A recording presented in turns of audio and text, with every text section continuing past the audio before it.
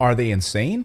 You tell me at the end of this video. These guys are digging their own graves. We're watching these moron globalists destroy our way of life right before our eyes. And the latest moves this weekend prove my point. Somehow, they believe these big moves they are making are going to hurt Putin and China, when in fact the opposite is true. You and I are going to be hurt by this. These people are delusional because in many ways, Putin just scored a knockout blow to Europe and the World Economic Forum, proving that his way of providing energy and food to his people is the correct way.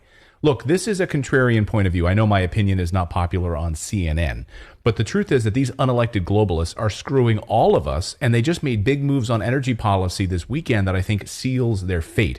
And I believe this is a knockout blow for Europe, really like going back into the dark ages. It's kind of like the boiling frog metaphor. You know this metaphor, right?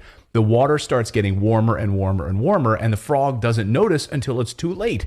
So everything Klaus Schwab and the European leaders are doing will destroy our way of life, but we won't notice it until it's too late.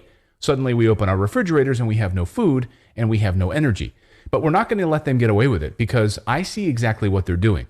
They'll just label people like you and me as alarmists and try to insult us and mock us. But we're watching them very closely, and you should too. So I'll get to the nitty-gritty details of just what happened this weekend, in fact, just a few moments ago, because the numbers don't lie, and you're going to be blown away at what I show you. It's actually pretty crazy. And these numbers are like the frog being put into the pot at this moment. Most people aren't paying attention. They're watching football. They're not really paying attention to any of this. So the first big moves happened this weekend in the Netherlands. It's getting really bad. You're seeing how this globalist agenda is now moved just beyond the theoretical, the printed out paper at the World Economic Forum, to actively destroying lives and pushing us into the Middle Ages. So here's the headline. Look. Netherlands to close up to 3,000 farms to comply with EU rules. Yeah, this isn't conspiracy level stuff. They want to get you to stop eating meat, start eating their highly processed fake food. It's happening. The Dutch government, however, has not listened to the farmers and is now about to shut down, wait for this, 3,000 farms. They're going to close down. This is World Economic Forum, Klaus Schwab stuff on steroids. Yeah, he's absolutely right. These unelected thugs forced nitrogen regulations on these small farmers. They can't comply with them, so now 3,000 farms are about to be taken from these farmers.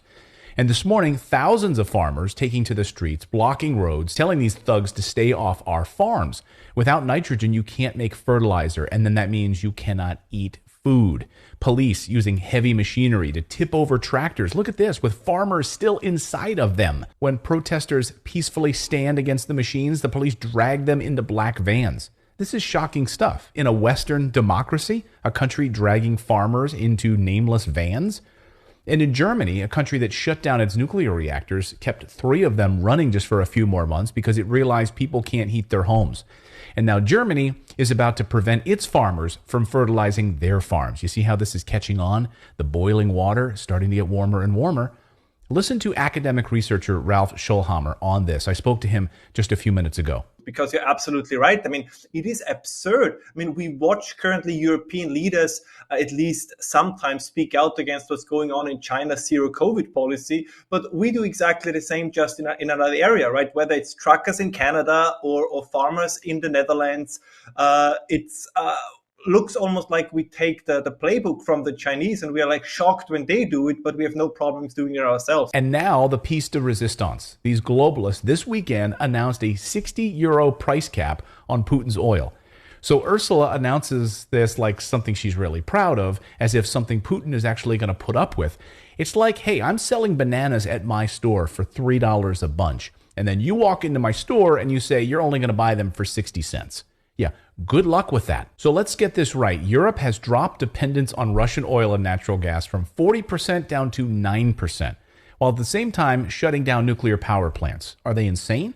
Well, the answer is yes, if you were looking for it. So what von der Leyen is not telling you is that Europe is paying triple the price to have liquid natural gas processed and shipped from the United States. Of course, the same with oil and uranium. So instead of using a freaking pipeline that comes directly from Russia, they're going to put it on ships instead and send it across the ocean and pay 3 times as much. Now, Putin could deal the death blow to Europe if he stops sending them uranium altogether. The U.S. produces no uranium right now, 0. And Europe is starting to see how important nuclear power is. But of course, if Putin shuts down their supply of uranium, We're truly in the dark ages. I just asked Ralph this very question about uranium, and he says Europe has put so many restrictions in place on uranium that it's screwed itself. Watch. Uranium question is a good one because it's the same with natural gas and oil. Europe would have uranium, but of course we cannot mine it because environmental conditions, right? Environmental restrictions and regulations. And the other point is, if you look at Germany at the moment, I mean, if it wouldn't be so sad, it would be hilarious. Currently, while we are talking, Germany's electricity production is one of the dirtiest in the world. It's dirtier than India, it's dirtier than South Africa. They're like number 170 out of 177 nations when it comes to CO2 emissions per kilowatt hour produced. Because there is not a lot of wind and not a lot of sun at the moment. So where do they get electricity from? They get it from burning coal and they get it from burning gas, which is, of course, significantly more CO2 intensive. And they still insist on saying, no, we're going to close down nuclear. It makes no difference. Over the last 30 days, 4 gigawatt of installed nuclear, because if there is no sun, if there is no wind, it doesn't matter how many photovoltaic and solar farms you have, and it doesn't matter how many wind turbines you put up, they are not moving, they're not doing anything. So it's exactly the same thing, just in another area than we have with the Dutch farmers, right? It's a form of cognitive dissonance, right? You double down on the policy. So this is why they're asking you to turn down your thermostat at night. Put on an extra sweater because we're sticking it to Putin.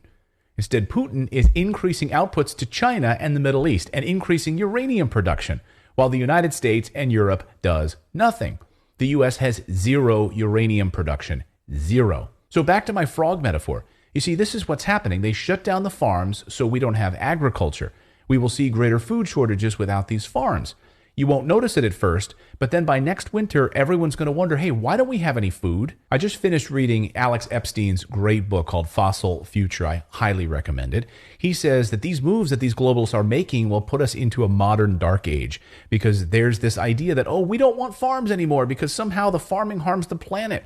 And we'll just get them to return to forests. And then you can go outside and forage for food and find berries. But he makes the point in the book that our world is naturally harsh. Like the earth is actually naturally harsh. And he makes the point that these morons want these farms to return to nature. And when they return to nature, they don't produce food. You might have one random apple tree, but you're not going to have fresh vegetables, tomatoes, fruits. Those things don't just grow in forest patches.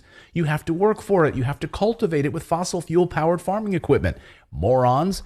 The reason we have advanced so far is because of modern farming, because of fossil fuels, because of production, that we're able to produce food. We're able to heat our homes.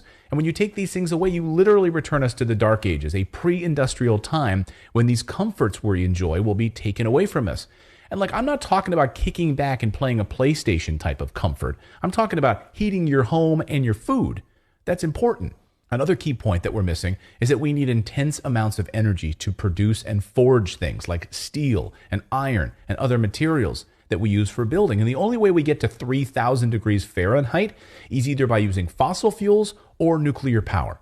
So take those away and we can't have steel anymore. We can't have building materials anymore. You're not going to get that from a wind farm. They're not going to be able to use enough solar and wind power to be able to produce enough heat and energy to get up to 3,000 degrees Fahrenheit for us to produce any raw materials. And the rest is pure insanity. As journalist Michael Schellenberger points out, no nation has done more to support renewables than Germany. And it's relied on to have a natural gas as a backup source because it's just not sunny during the winter. So you need natural gas. Like, this is the main problem. And it's not even windy right now. That's the problem. All of these renewables require massive amounts of natural gas and coal backups. If you don't use nuclear, you don't need that. So these clowns are taking away our way of life. We have to stop them. I'll have a link in the description below to a petition we're working on to stop the WEF globalist agenda. Please join us in this fight. So that